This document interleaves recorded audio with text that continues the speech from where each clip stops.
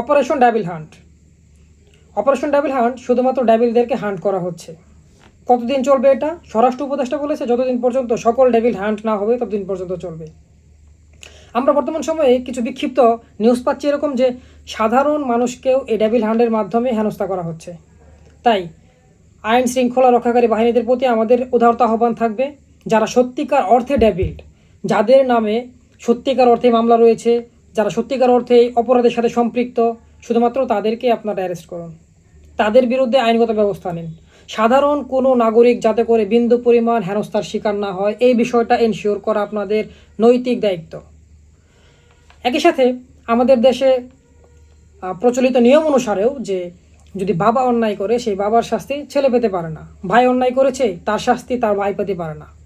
আমরা দেখেছি বিগত সরকারের আমলে অনেক ব্যক্তি এরকম রয়েছে যার বাবা আওয়ামী লীগের রাজনীতি করতেন কিংবা অপরাধের সাথে সম্পৃক্ত ছিলেন, কিংবা তার ভাই রাজনীতি করতেন, ভাই নানান ধরনের কার্যক্রমের সাথে সম্পৃক্ত ছিলেন। এখন বাবার অপরাধের জের ধরে যাতে করে সন্তানকে কোনো প্রকার হেনস্থার শিকার না করা হয়, যে সন্তানটা একেবারে নিউট্রাল ছিলেন।